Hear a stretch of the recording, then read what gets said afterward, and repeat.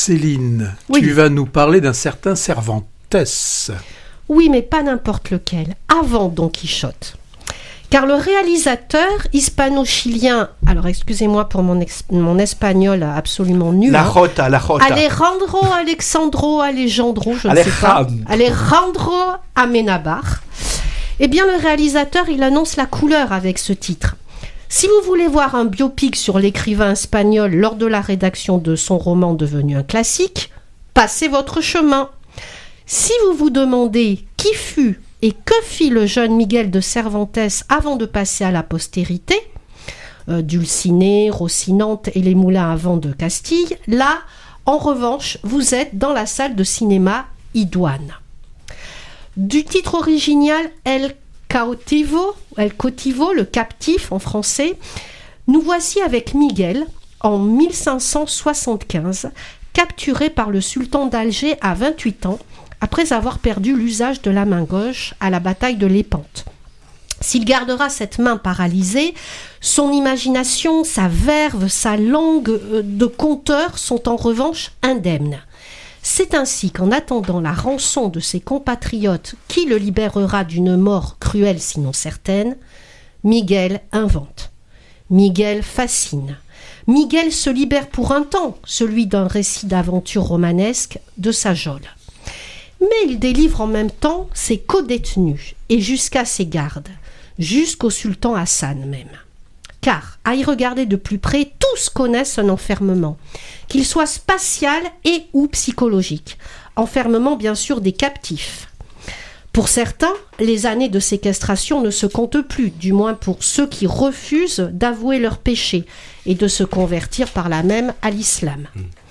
Dans ce microcosme inconfortable, collectif et anxiogène, malgré les inimitiés, les jalousies, les traîtrises entre détenus, que l'on voit bien, nul en tout cas ne peut se plaindre de souffrir de solitude tant ils sont les uns sur les autres. Le sultan, en revanche, c'est une toute autre histoire.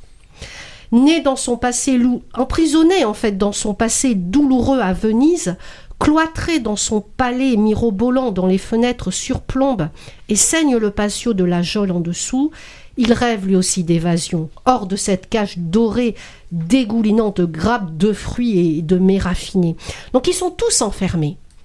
Alors, quand Scheherazade, travesti ici en Miguel, eh bien, quand Scheherazade, voilà, c'est ça, Scheherazade, compliqué ce prénom quand même, oriental, se travestit en Miguel, eh bien, ce sont plus de 1001 nuits que Cervantes va éclairer de milliers d'étoiles.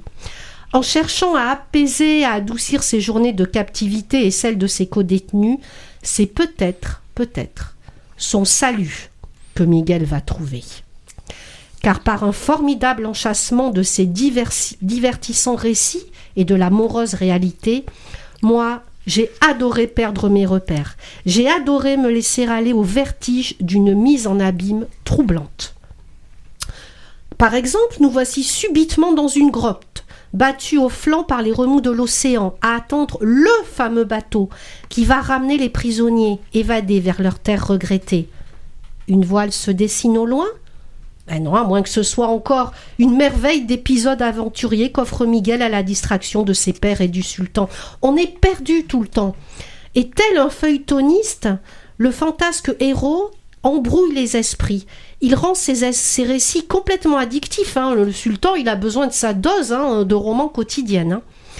Cette interférence tourbillonnante, eh bien le pauvre gentilhomme Don Quichotte la poussera à son paroxysme, parce que lui aussi, comme nous spectateurs, il va cesser d'affabuler au gré de son périple à cheval à travers l'Espagne. Rappelez-vous, pour celles et ceux qui l'ont lu, il voit par exemple dans La Moindre Auberge un château enchanté.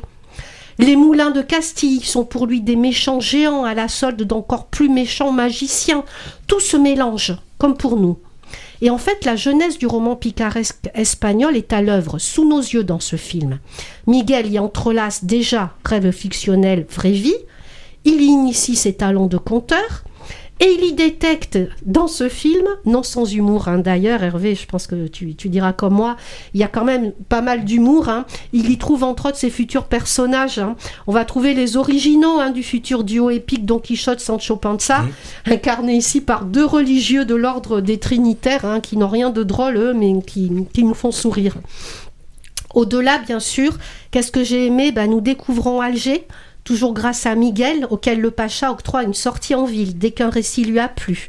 Un peu comme l'héroïne tyrannique de Misery, il se réserve même le sultan le droit de demander avec autorité une autre fin quand celle de Miguel ne lui sied point. Bon, il est un peu moins tyrannique, en tout cas dans ce cas-là, mais bon, il est bien cruel quand même.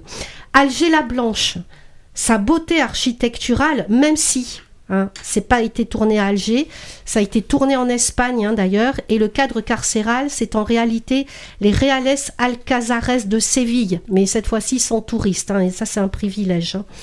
Mais surtout, qu'est-ce qu'on découvre à Alger au-delà de sa liberté architecturale ? C'est sa liberté de mœurs et de mentalité pour l'époque par rapport au vieux continent, puisque même le héros s'en étonne et s'en réjouit d'ailleurs.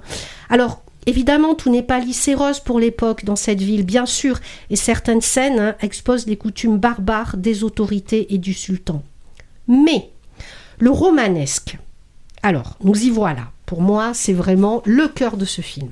Le romanesque, que d'aucuns trouveront kitsch ou dépassé, moi, il m'a embarqué de bout en bout.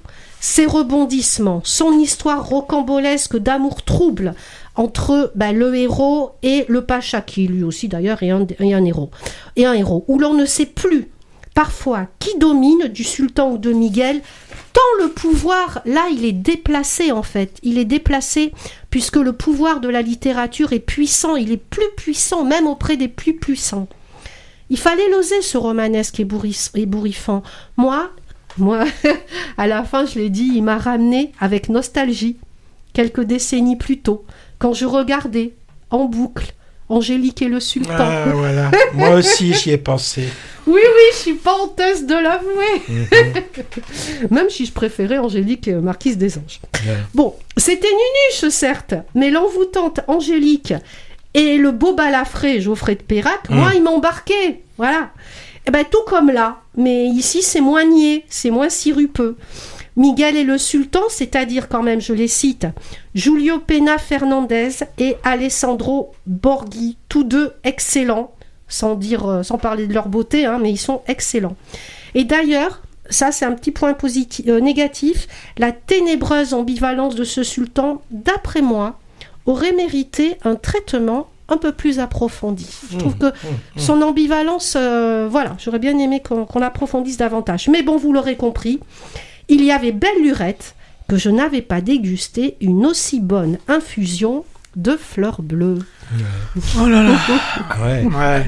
Le mot que je retiens que tu as dit quand même, kitsch, parce que moi c'est ce que je retiens. Alors vous mettez dans un mixeur, en effet, les contes des Mille et une nuits, un autre conte, celui de Monte Cristo de Dumas, c'est vrai. Cher à notre ex-président malfaiteur en prison d'ailleurs, vous avez remarqué. On n'en parle pas. Ouais. Alors une pointe en effet d'Angélique et le sultan, tu as raison, mais alors je sais que tu as craqué sur ce beau sultan, mais désolé pour toi, faut ajouter aussi une bonne dose d'érotisme gay quand même, soft, avec ce personnage. Alors c'est plutôt le beau Miguel et le sultan en fait, et le tout vous donne donc ce Cervantes pas déplaisant, en partie tiré d'un épisode de la vie du héros, sans doute beaucoup romancé, à partir d'une histoire pourtant assez sordide, de prisonniers retenus en otage.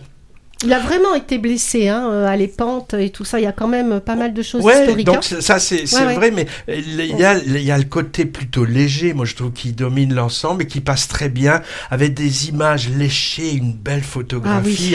Alors production qui détonne un peu dans la filmo du cinéaste hispano-chilien Alejandro Amenábar, d'habitude moins léger justement. Il a l'air de s'être amusé. Et on s'amuse aussi. J'y ai aussi vu quand même une charge assez ironique contre la religion, aussi bien chrétienne que musulmane, parce que certains protagonistes ne respectent guère les interdits de leurs confessions respectives, jalousie, trahison, homosexualité, alcool, ce genre de choses. Alger, oui, le licencieux finalement est plus mis en avant dans ce film. C'est sûr. On va retrouver Alger bientôt dans l'adaptation de L'étranger d'Ozon.